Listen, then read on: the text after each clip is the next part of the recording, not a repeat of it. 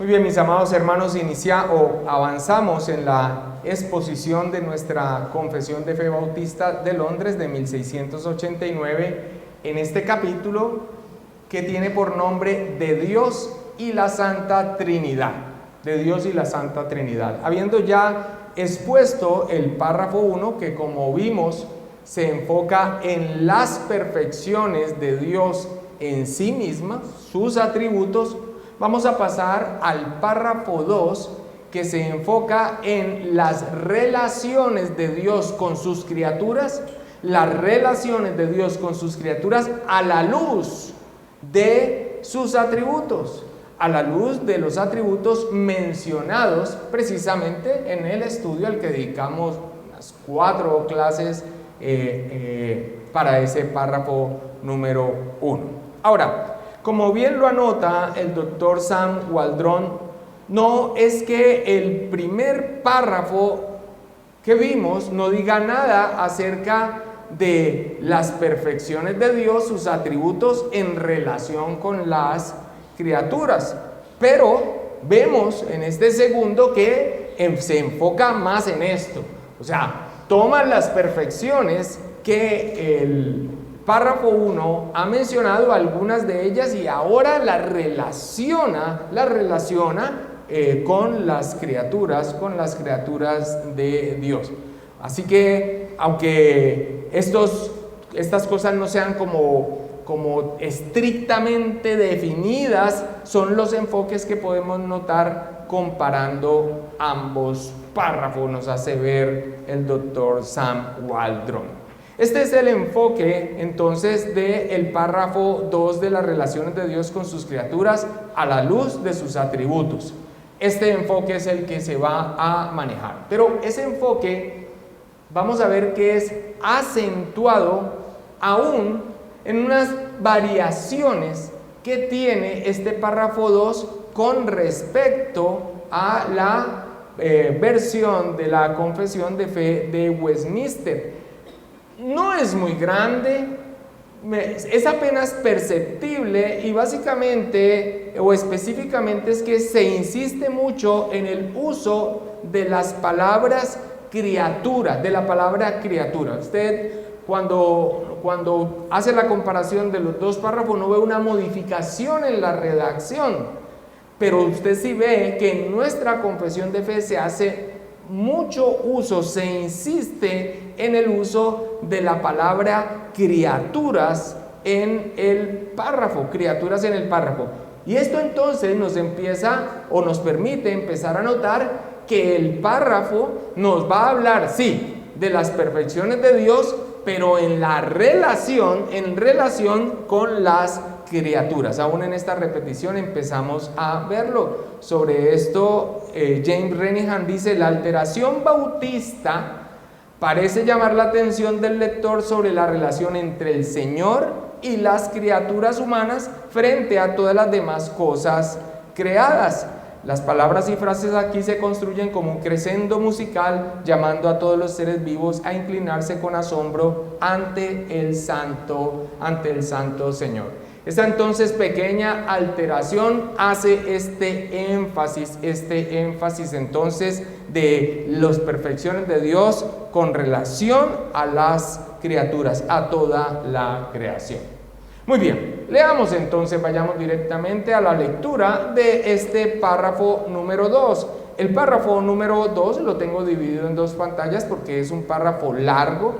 Inicia diciendo: teniendo Dios en sí mismo y por sí mismo toda vida, gloria, bondad y bienaventuranza, es todo suficiente en sí mismo y respecto a sí mismo, no teniendo necesidad de ninguna de las criaturas que ha hecho, ni derivando ninguna gloria de ellas, sino que solamente manifiesta su propia gloria en ellas, por ellas, hacia ellas y sobre ellas.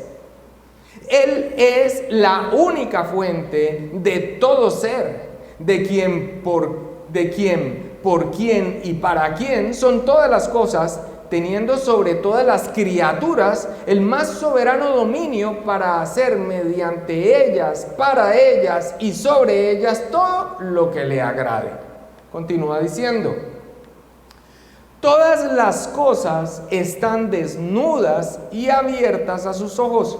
Su conocimiento es infinito, infalible e independiente de la criatura, de modo que para él no hay ninguna cosa contingente o incierta. Es santísimo en todos sus consejos, en todas sus obras y en todos sus mandatos. A él se le debe por parte de los ángeles y los hombres toda adoración, todo servicio u obediencia que como criaturas deben al Creador, y cualquier cosa adicional que a él le pareciera demandar. Creo que, y aunque no era el objetivo que nos fijáramos cuántas veces se menciona a criaturas, pero se ve claramente entonces que es un énfasis. La repetición de las palabras nos muestra entonces estas perfecciones en relación con las criaturas. Ahora, 5 secciones son las que nosotros encontramos este párrafo. 5 secciones. Y en cada una de estas secciones se presenta una de las perfecciones de Dios mencionadas en el párrafo 1, que ya nos detuvimos en ellas, pero aquí, como he dicho insistentemente, expresada en relación con sus criaturas. Las secciones son las siguientes. Su aceidad, esa es la perfección, enfatizando su independencia, la independencia de Dios de las criaturas. La segunda sección nos habla de el ser absoluto de Dios, Dios como absoluto, señalando su dominio soberano sobre toda la creación. La tercera sección nos habla sobre su omnisciencia, pero en relación al conocimiento pleno de todo lo creado. La cuarta sección nos habla sobre su santidad reflejada en su decreto, providencia y mandamientos para su creación. Y la quinta sección nos habla de sus reclamos intrínsecos sobre ellos. Ahora, nosotros vamos a dedicarnos en esta noche a las 2 primeras secciones. Nos vamos a dedicar a las 2 primeras secciones. Solamente vamos a exponer la primera parte del párrafo, la mitad, para Dios mediante, y si así Él nos lo permite, terminar la exposición del párrafo con el resto de las últimas 3 secciones, estas perfecciones que se mencionan allí en relación con sus criaturas, el próximo miércoles, Dios mediante, para terminar la exposición de este párrafo.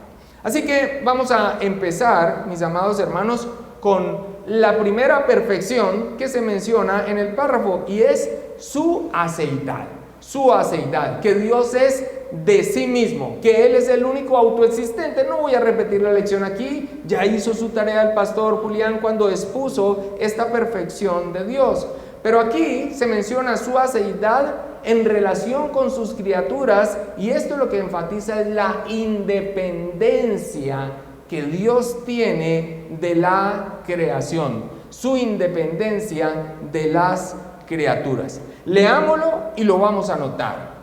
Así empieza diciendo entonces el párrafo 1: teniendo Dios en sí mismo y por sí mismo toda vida, gloria, bondad y bienaventuranza, es todo suficiente en sí mismo y respecto a sí mismo, no teniendo necesidad de ninguna de las criaturas que ha hecho, ni derivando ninguna gloria de ellas, sino que solamente manifiesta su propia gloria en ellas, por ellas, hacia ellas y sobre ellas.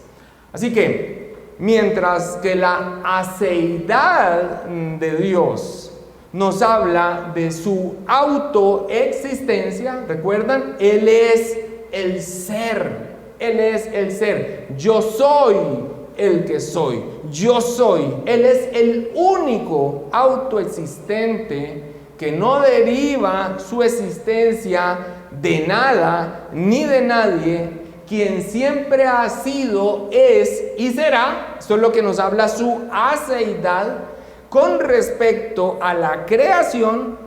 Esa aceidad de Dios implica con toda claridad que Él es independiente de ella, que no necesita de ella para nada, ni deriva nada de ella. No necesita para nada de ella. Y esto parte como una deducción lógica, pues si Dios es el único autoexistente, que siempre ha sido, que es de sí mismo y que su existencia no deriva de nada ni de nadie, pues por supuesto que al ser Él el creador, claramente podemos ver de manera lógica pues que no depende de ninguna manera de la creación. Pero no solamente es una deducción lógica. La Biblia continuamente nos enseña que Dios no necesita de nada de la creación, ni a fin de existir, ni para ninguna otra cosa. La Biblia nos enseña que Dios es absolutamente independiente y autosuficiente. Por ejemplo, el apóstol Pablo, predicando en el Areópago, hablando a los atenienses, les dice, vemos en Hechos 17, 24 al 25, el Dios que hizo el mundo y todas las cosas que en él hay, siendo Señor del cielo y de la tierra, no habita en templos hechos por manos humanas, ni es honrado por manos de hombres, como si necesitase de algo, pues Él es quien da a todos vida y aliento y todas las cosas. Quienes sí necesitan y son totalmente dependientes de Dios en todo sentido, somos las criaturas y toda la creación. Dice el final de este pasaje, pues Él es quien da a todos vida y aliento. Pero termina diciendo, ¿y qué? Y todas las cosas. Y todas las cosas. La Biblia entonces afirma que Dios no necesita de nada, pero la creación y sus criaturas sí necesitamos completa y totalmente todo de Dios. Encontramos en la palabra de Dios que se nos habla de esa independencia de Dios, de su creación, que Él no depende nada de ella, al señalar lo siguiente. Nosotros encontramos de esta manera en la Biblia como presenta la independencia de Dios de esta manera. Presenta que todas las cosas son de Él. Él las creó y que a Él nadie le ha dado nada. Que no hay ningún aporte que lo creado le haga a Él. Así vemos que la Biblia presenta la independencia de Dios. Por ejemplo, en el libro de Job, uno de los amigos, entre comillas, de Job, Elifaz, le dice, ¿traerá el hombre provecho a Dios? Esta es una pregunta retórica. No hay nada que se le pueda añadir o dar a Dios que le sea provechoso en el sentido de que le esté dando o que le esté derivando algo de la criatura como que le esté aportando.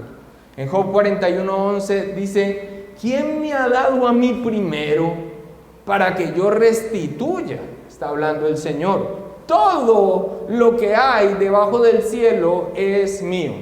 Así que notemos que la Biblia nos habla de la independencia de Dios, señalando, esta es una característica señalando que todas las cosas son de Él y que a Él nadie le ha dado nada.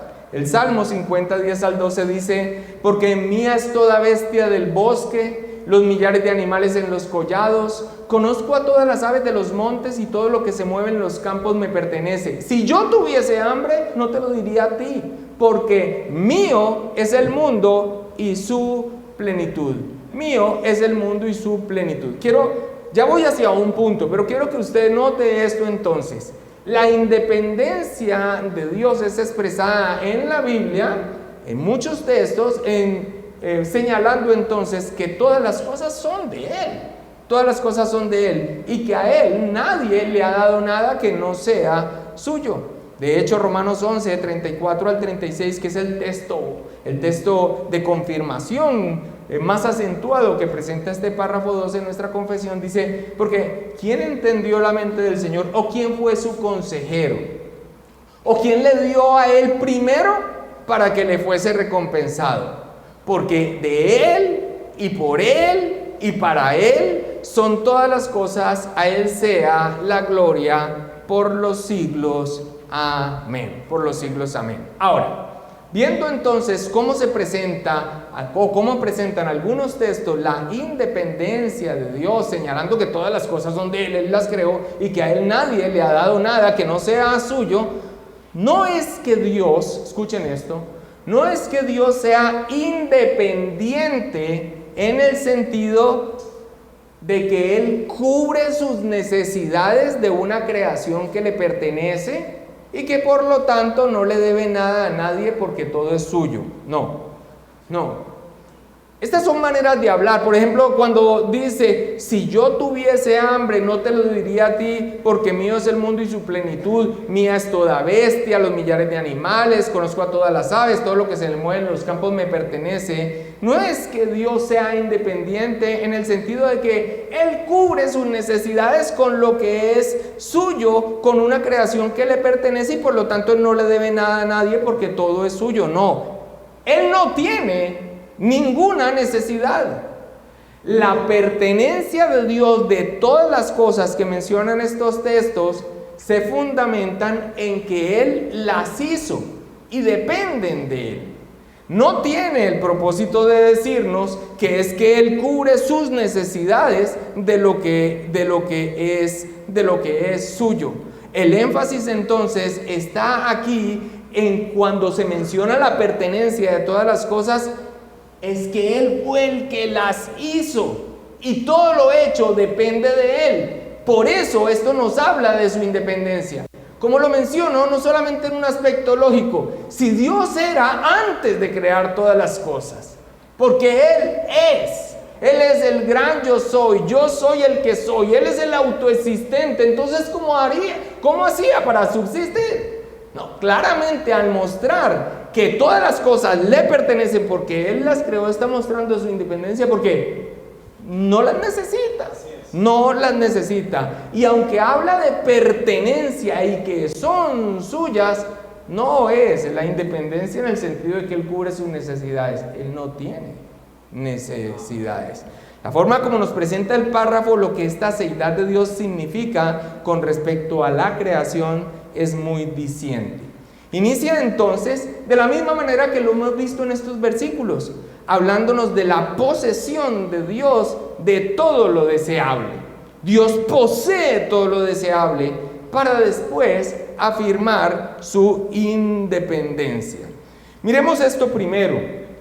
La posesión de Dios de todo lo deseable. La posesión de Dios de todo lo deseable, que es una ampliación de la afirmación que se ha dado en el párrafo número 1 de su aceidad, para que después pasemos a ver su independencia. Mira cómo empieza el párrafo. Teniendo Dios en sí mismo y por sí mismo toda vida, gloria, bondad y bienaventuranza. Así inicia nuestro párrafo, hablándonos de la posesión de Dios de todo lo deseable. No solamente de que Dios es autoexistente, sino que tiene en sí mismo todos estos aspectos que son deseables. Vida en cuanto a existencia, gloria en cuanto a belleza, bondad, el sumo bien, lo que se espera de la deidad, y bienaventuranza en el sentido de plenitud, de felicidad en Dios. Sobre esto, James Renihan dice: puesto que Él posee la plenitud de estos, se puede decir que Dios está perfectamente satisfecho y contento de ser Dios. No tiene necesidad de criaturas externas para añadir a cualquiera de sus posesiones o aumentar su esplendor y gloria, o aumentar su esplendor y gloria. Un aspecto que debe mantenerse, que debemos defender con respecto a la seidad de Dios y su independencia, es que cuando nosotros vemos la determinación de Dios, tanto de salvar como de crear, debemos tener claro que esa decisión de Dios es una decisión de su libre voluntad, una determinación de su libre voluntad. No fue una determinación de su voluntad necesaria, que tenía que hacerlo con respecto a quién es Él o su naturaleza. Él lo quiso hacer libremente. Y esto es muy importante, mis amados hermanos, porque se plantean dentro de las charlas comunes de quienes se profesan cristianos, que el que Dios hubiese creado y la determinación de Dios de salvar como una necesidad de Él, que le muestran a Él como un faltante, incluso que estas cosas llenan una necesidad en Él, y esto es grave. Él no necesitaba crear o salvar. Esta es una determinación de su libre voluntad. Algunos han planteado que Dios creó al hombre porque necesitaba comunión, o porque necesitaba ser glorificado, o porque se sentía solo. Seguro usted ha escuchado esas charlas. Y esto no solamente es un grave error doctrinal, sino que esto pertenece a la aberración del pecado humano de ponerse en el centro de la existencia, de ser como Dios, de ser Dios. Pensar que Dios necesitaba crear a los seres humanos a fin de sentirse completamente feliz o completamente satisfecho en su existencia personal es una idea degradante del ser de Dios. De hecho, la doctrina de la Trinidad, que es la que va a exponer el párrafo número 3 de este mismo capítulo, nos va a preservar de este grave error. Ya lo voy a mencionar, pero adelanto un poco. Nos preserva de este grave error porque había plenitud de gozo en la comunicación entre las personas de la Trinidad. Por eso los unicitarios tienen un grave problema con esto. En Dios había una plenitud en las personas de la Trinidad, en sus relaciones del Dios Trino. Ahora, en Dios entonces ha habido vida, gloria, bondad y bienaventuranza siempre. Cuando Dios crea, y la determinación de salvar es una determinación libre de Él, no por necesidad y mucho menos por un faltante en Él. En las palabras del Hijo Eterno encarnado, nuestro Señor Jesucristo, se nos habla de esa plenitud de Dios antes que hiciera todas las cosas. En cuanto a la gloria, no es que Dios nos creó porque Él necesitaba que le adoraran y que fuera glorificado. Mira cómo habla en la oración sumo sacerdotal, o sea, esa oración intercesora que el Hijo levanta al Padre y que nosotros tenemos la enorme bendición de poder escuchar en su bendita palabra. En Juan 17:5 dice: ahora pues, Padre, glorifícame tú al lado tuyo con aquella gloria que tuve contigo. ¿Cuándo? Antes que el mundo fuese. Antes que el mundo fuese. Glorifícame tú al lado tuyo con aquella gloria que tuve contigo antes que el mundo fuese. No era una necesidad que Dios tenía de ser glorificado. Ahora, cuando hablamos de gloria en la palabra del Señor, leemos, se está refiriendo a excelencia, a majestad y a belleza. Esa gloria se nos manifiesta para nuestro entendimiento en la Biblia muchas veces como un brillo o como una luz inaccesible, pero que realmente denota es la majestad y la excelencia y la belleza del ser de Dios. Ahora, en lo que respecta a la posesión eterna de esa gloria y no derivada de sus criaturas, el Señor Jesucristo en su oración habla de que esta gloria que Él tuvo al lado del Padre es una gloria que estaba antes que el mundo fuese, Así que en cuanto a la independencia de Dios, esta es la respuesta que da la palabra del Señor en estas expresiones, como que nos creó o se determinó a salvar para cubrir una necesidad en Él. En la oración del Señor Jesucristo vemos también una expresión de su independencia en otro sentido muy importante.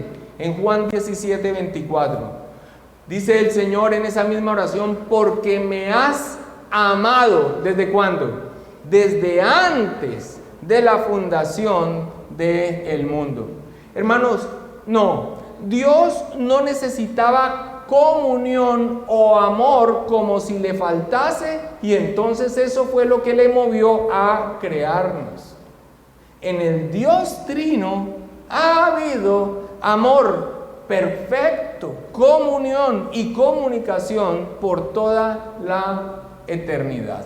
Y los unicitarios, en medio de su herejía, los unicitarios son los que niegan la pluralidad de personas en el ser de Dios. Ellos dicen que Dios es una persona que se ha manifestado en diferentes modos en la historia de la redención.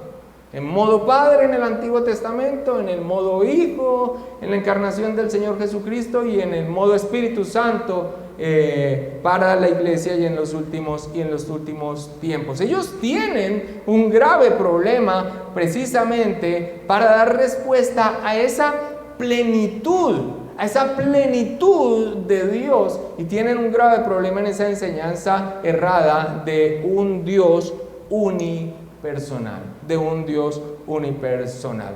Sí, nuestra confesión con toda firmeza afirma que la existencia, o sea, la vida, lo dice la vida, la belleza, que allí se dice la gloria, la absoluta perfección de lo ideal, cuando habla de su bondad, y la perfecta dicha en sí misma, cuando habla de su bienaventuranza, siempre han sido, o mejor, son de Dios.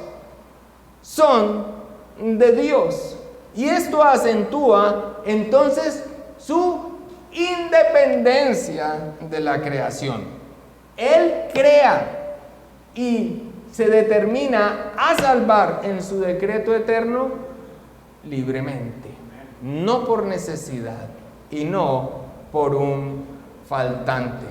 Renihan sobre esto dice: Él está solo en y para sí mismo de varias maneras, basado en su posición de vida, gloria, bondad, bienaventuranza.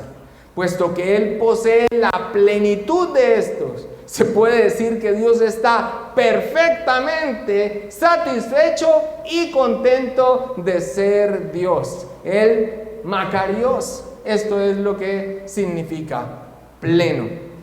Ahora, siempre en estas partes, tanto cuando dictamos la teología sistemática, como cuando dictamos estas enseñanzas de la confesión de fe, especialmente en cuanto a la teología propia, esperamos que esto resulte en una idea bíblica con respecto al ser de Dios. En otras oportunidades he contado la historia de una hermana que hace mucho tiempo llegó a la iglesia, que llegó con esta concepción de Dios. Incluso lo hago un poco teatral y todo el asunto, por favor ténganme paciencia. Pobrecito Dios, queriendo salvar y no pudiendo.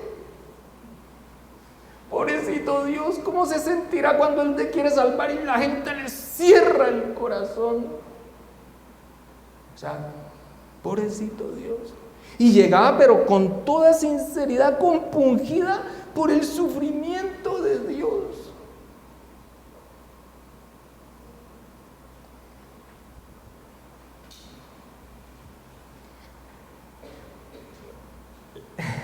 Cuando nosotros profundizamos en la palabra del Señor y vemos estos aspectos como su aceidad y su independencia, mis amados hermanos, eso exalta a Dios, la majestad de Dios. Y algunos se preocupan entonces porque eso pareciera entonces que nos deja a nosotros como, si no nos necesita y no necesita la creación, entonces ¿qué significado tiene? De hecho, teólogos modernos que han sido muy usados por Dios en estos últimos tiempos, como Wayne Grudem, complementan muchas de sus definiciones teológicas, especialmente estas perfecciones divinas, como las que estamos mencionando aquí, para que no sean mal interpretadas. Por ejemplo, en cuanto a la independencia de Dios, este teólogo contemporáneo en su definición añade, sin embargo, aunque afirma la independencia de Dios, dice, sin embargo, nosotros podemos glorificarle.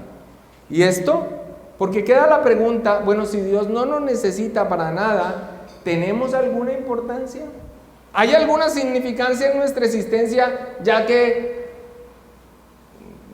Dios no depende en lo absoluto, ni nos necesita para nada, ni a nosotros, ni al resto de la creación? Y él responde que la respuesta es sí, y que la mayor de las significancias que una criatura puede tener, que es el propósito de su existencia, es darle gloria a Dios. No porque lo necesite, Dios no necesita. No nos creó para que le demos gloria en el sentido de que estemos cubriendo una necesidad en Él, sino porque Él lo determinó en sí mismo libremente, en su libre voluntad, así lo determinó. Mira cómo dice la palabra del Señor en Isaías 43:7. Todos los llamados de mi nombre para gloria mía los he hecho, los formé y los hice. Y Efesios 1:11 al 12 dice, en Él asimismo tuvimos herencia, habiendo sido predestinados conforme al propósito del que hace todas las cosas según el designio de su voluntad, a fin de que seamos para alabanza de su gloria, nosotros los que primeramente esperábamos en Cristo.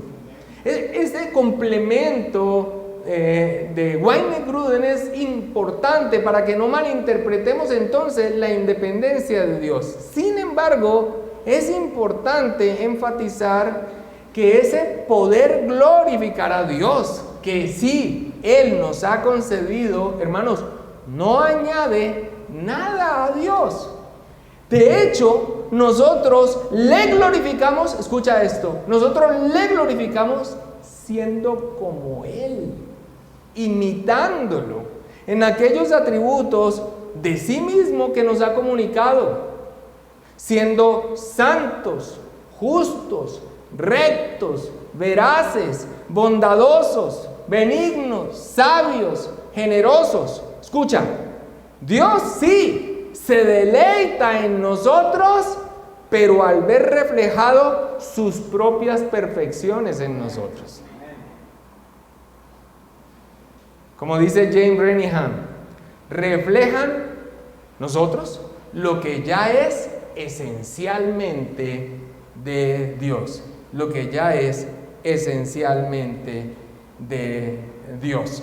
Ahora, mis hermanos, esta parte es muy importante porque muchos de nosotros vienen o de un trasfondo pagano, en donde tienen a sus ídolos, a los que aún les hacen ofrendas de comida en necesidad cuando esperan algo, o inclusive les retiran esto cuando sienten que no les ha dado respuesta. Y eso es algo que está marcado en el ser pecaminoso del hombre. De hecho, esta era la actitud que se tenía con los dioses griegos. Cuando ellos no daban una respuesta o había una gran calamidad, entonces ellos dejaban de hacer sus ofrendas a ellos porque sentían que se debilitaban y así les castigaban para que entonces respondieran positivamente a las necesidades que tenían. Mis hermanos, pero eso no está muy lejos de nosotros, cuando algunos incluso venimos de prácticas donde aspectos que aparecen en la palabra del Señor, como por ejemplo el ayuno, que se da para humillación delante del Señor cuando el pueblo ha pecado, o en medio de una intercesión fuerte por una situación específica, lo han convertido como en una especie de yo hago esto para obtener de Dios una respuesta. Como si la abstención de su alimento, como si ese esfuerzo o sacrificio que están haciendo torciera el brazo de Dios para que respondan a la solicitud que está haciendo. No, o sea, de ninguna manera algo va a volver a Dios deudor con respecto a nosotros. Ese es más o menos el trasfondo que hay detrás de todo ese mercantilismo terrible con respecto a los pactos. O sea, yo doy algo y entonces Dios debe multiplicar o dar tanto más, haciendo a Dios deudor, inclusive yendo más allá de este aspecto de que Dios es independiente, sino que aún Él es deudor de las criaturas. Por esto, mis amados hermanos, es tan importante entonces enfatizar la independencia de Dios en este sentido de que Él no depende, ni necesita, ni deriva nada de nosotros. Y que inclusive la gloria que nosotros le podemos dar es una gloria que nosotros le damos imitándolo a Él. Y que Él se deleita cuando ve sus propias perfecciones reflejadas en nosotros. Esto nos ayuda a estar en la situación correcta, en la relación con nuestro Dios que es santo, santo, santo. Y sí, por supuesto, ¿qué más significante nuestra existencia que Dios en su voluntad libre haya concedido para nosotros que el propósito de nuestra existencia sea glorificarle?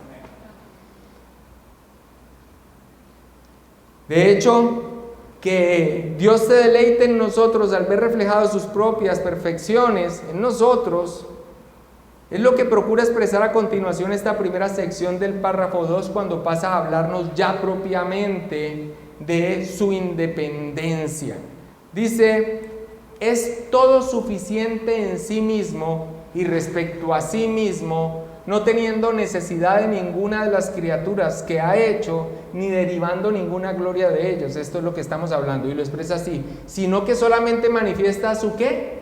Su propia gloria en ellas, por ellas, hacia ellas y sobre ellas, hablando en todo lo que Dios providencialmente hace en medio de la creación y con sus criaturas.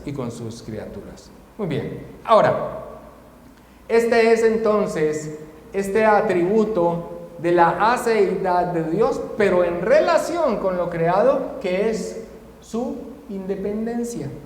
La segunda sección que trataremos en esta noche trae esta perfección divina que en el párrafo 1 se refiere a Dios como absoluto, pero ahora la trae como es la característica de este segundo párrafo en relación con su creación. Mira cómo menciona el párrafo.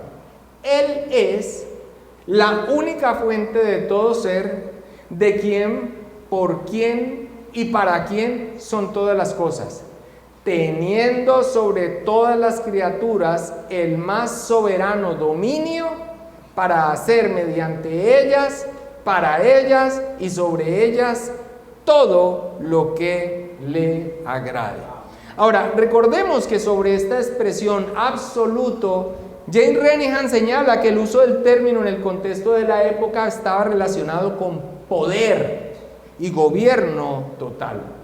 Inclusive trajimos una definición de Dolezal que dice que absoluto significa, con respecto a Dios, que ningún principio o poder se encuentra detrás o junto a Dios.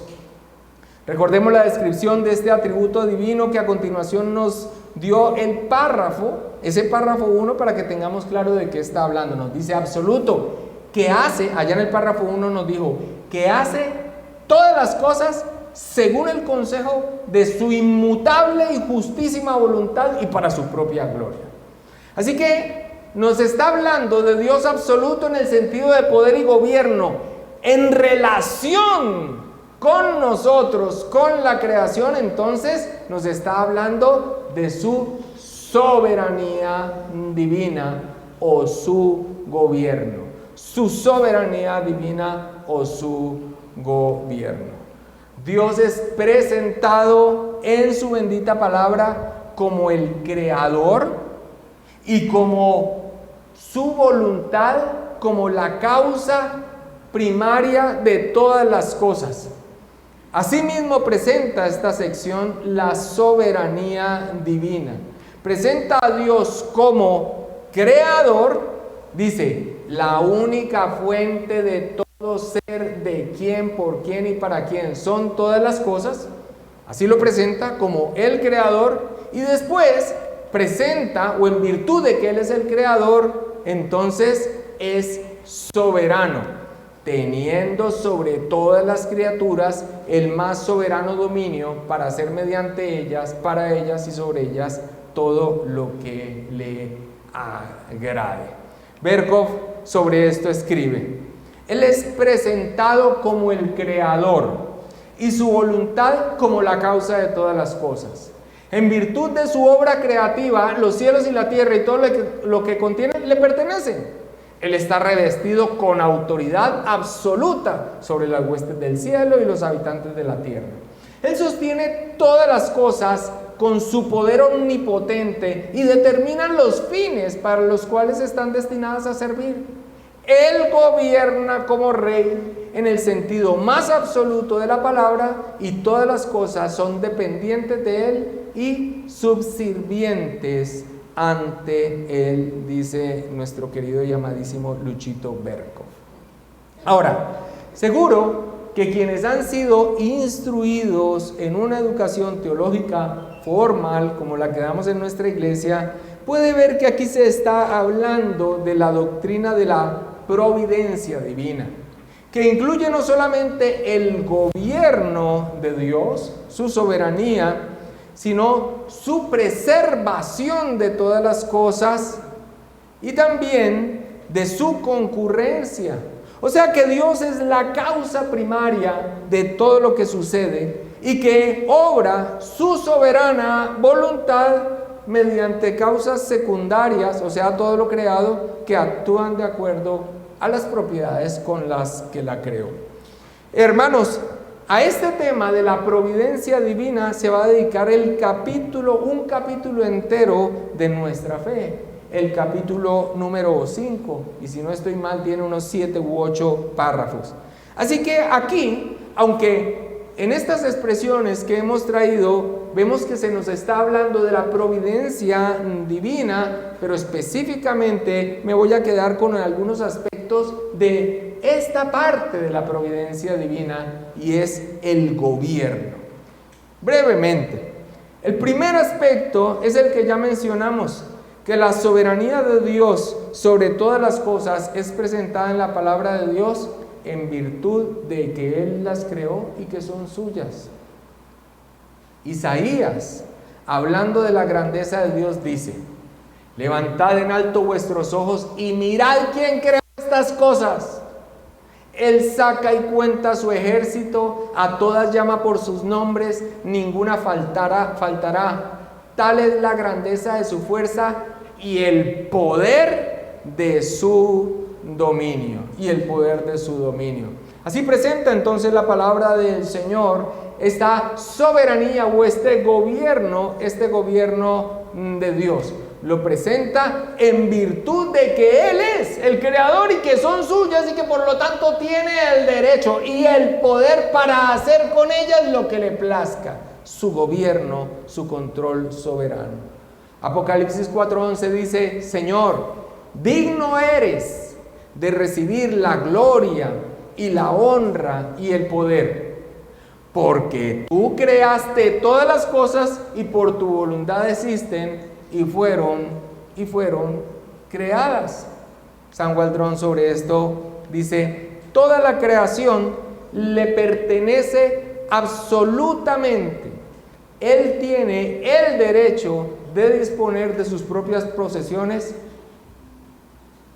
como mejor le parezca. Y Renihan complementa: por eso Dios tiene dominio. No es algo que se le da a Él o incluso algo que Él toma.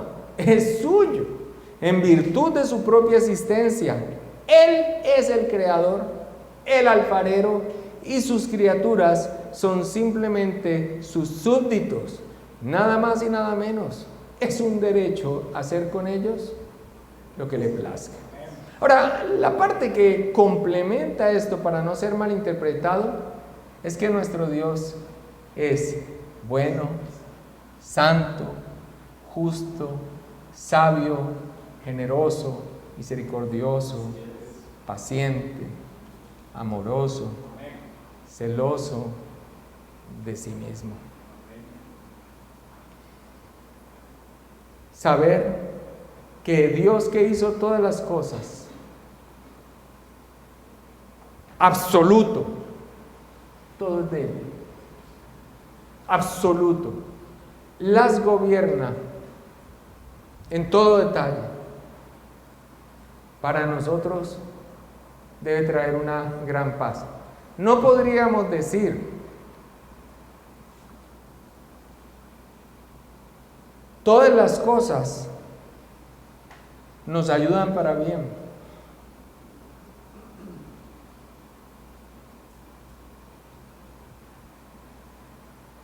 Conforme al propósito del que nos ha llamado. Todas las cosas a los que aman a Dios nos ayudan para bien. ¿Cómo podríamos decir esto? ¿Cómo podríamos nosotros afirmar que esta situación que te está arrancando dolor y lágrimas en este momento no se ha salido de la mano del Señor y que tiene un propósito, así no lo veamos?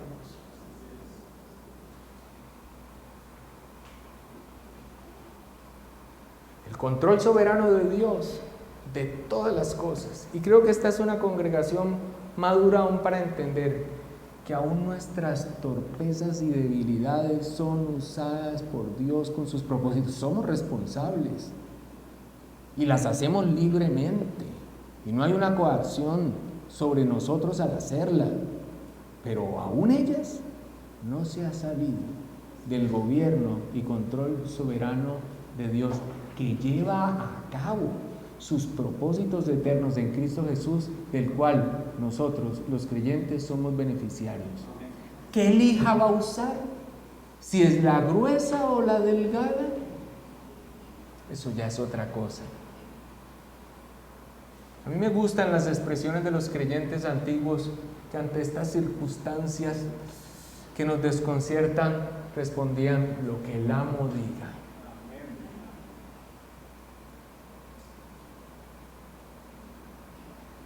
Estoy muriendo del dolor, pero lo que el amo diga. Mis amados hermanos, estos atributos entonces de Dios no se quedan solamente en esas perfecciones admirables, sino que en la relación con sus criaturas, mis amados hermanos, nos fortalecen en su correcto entendimiento.